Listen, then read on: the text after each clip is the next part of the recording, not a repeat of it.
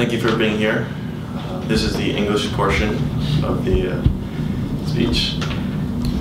April 25th, 2010, the first time I cried for my father. I remember seeing my father in a dark room in Jacobi Hospital. There was a slither of light from the hallway. He was very skinny.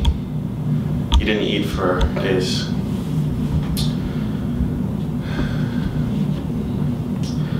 And I thought to myself, the days, the golden memories were gone. Gone were the days of playing football at Pelham Parkway. Gone were the days of hiking in the mountains of Seattle. The father I once knew would never be again. And when I realized that, I cried. And I had a moment to myself as I went down the elevator.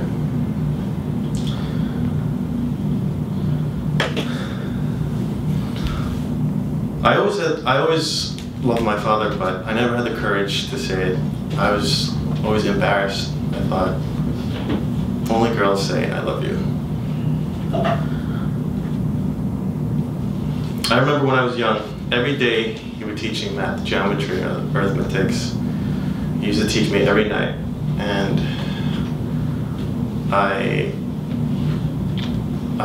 went to math class one day, and we all took a test, and we did the multiplication table, and I came in first place with the shortest amount of time.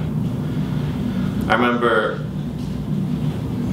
a few years later, I was playing basketball with my cousins, and I saw my father with a smile on his face, and he waved a piece of paper in the air.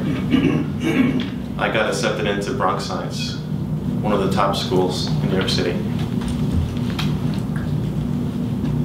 My father was a dedicated man, and he dedicated a lot of his life towards his adopted father, Mr. Sung Ying-mo. Sung Ying-mo was a famous calligrapher in China, and my father spent 10 years of his life publishing his works, organizing a memorial, and dedicating his life and energy towards Mr. Sung Ying-mo, even when he had a full-time job at a hospital of special surgery and managing a stock portfolio. He created a memorial in China, and even the press came to interview him and report on the whole memorial. He loved life. He worked hard and he played hard. He always loved to travel, and everywhere he went, he carried his camera to document his trips.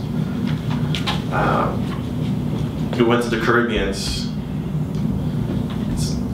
St. Juan, St. Lucia, St. Vincent and Thomas, all the saints. We were there for so long. We got such a great tan. People thought we were Filipinos. He took us to Southeast Asia, Indonesia, Singapore, Malaysia, and Thailand. I remember in the mountains of Indonesia, we came across a monkey, and the monkey stole his glasses. We came down, and we met with a tour guide who gave the monkey fruit. We got his glasses back. The tour guide asked for $40 US. I remember years ago, he took me to Mexico. We went to visit Cancun. Before we got onto the airplane, we were stopped by the security. And the security guard asked, "Do you have permission from his mother?" We said, "Why do we need permission from my mother?" The security guard said, "Well, you may be kidnapping your son and selling him to the Mexicans. You never know."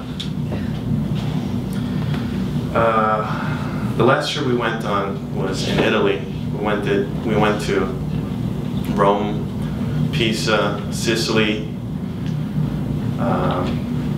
Pompeii, and Florence and Venice. In Florence, we climbed the Duomo, and it was about 8 stories high. We got to the top, and there was a magnificent view of the whole city of Florence. It was amazing to see him climb to the top, but a few days later, he was confined to the cabin of the ship. He was weak, his immune system was weak, and he had to float. But the next day, he was out again on his cane. He always had a smile on his face, even 2 years after having stage 4 cancer. He still had a smile on his face. Recently, he went for a walk about 3 months ago. It was raining, and he sought shelter at my friend's garage, and he sat down and he said, "Victor is my son. He is a good boy. He works as a photographer for the Daily News, and I'm proud of him."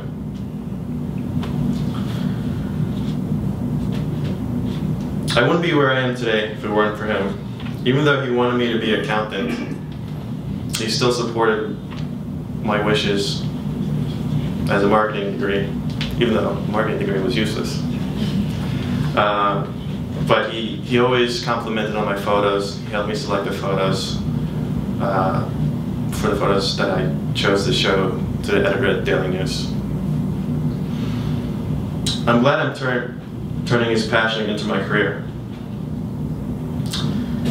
And right now I'd like to take an excerpt from Guo Jingde, who couldn't make it here today.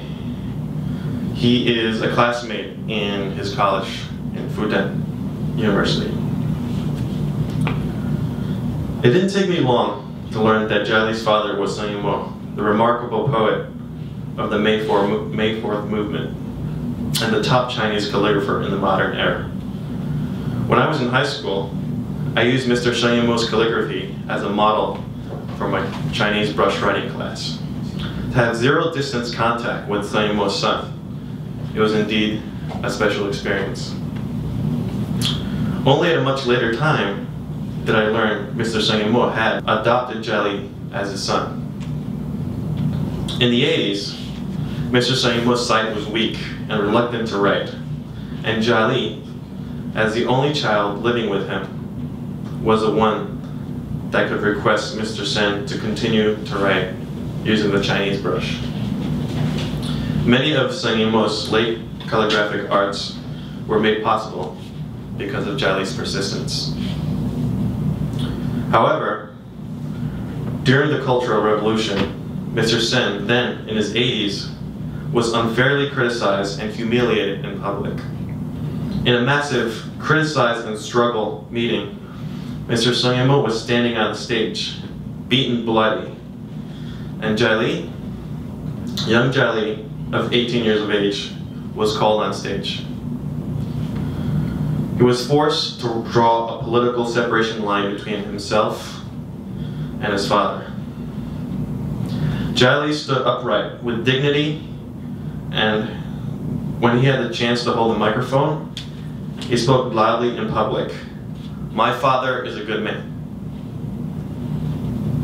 The audience was shocked. They were shocked by this young man's voice and courage.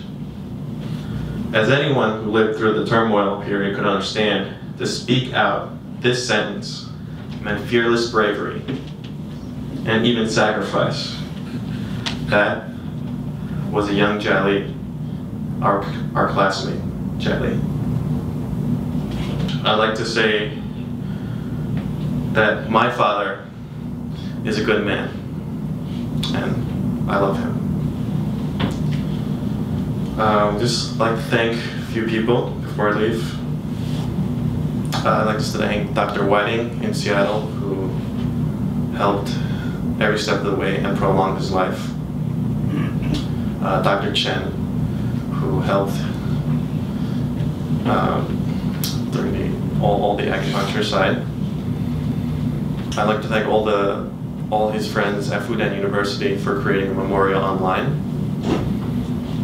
Those who visited him during his final days, my uncle Royce, my uncle John Guo and his family,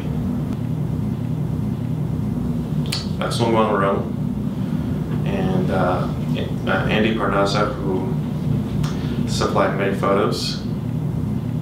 I'd like to thank his neighbors for always supporting us when we were in need. And I'd lastly like to thank my mother for supporting him through all these years and putting every ounce of energy into having him leave peacefully and helping him weather the storm and the pain and the suffering. And thank you everyone here for coming and showing support. Thank you.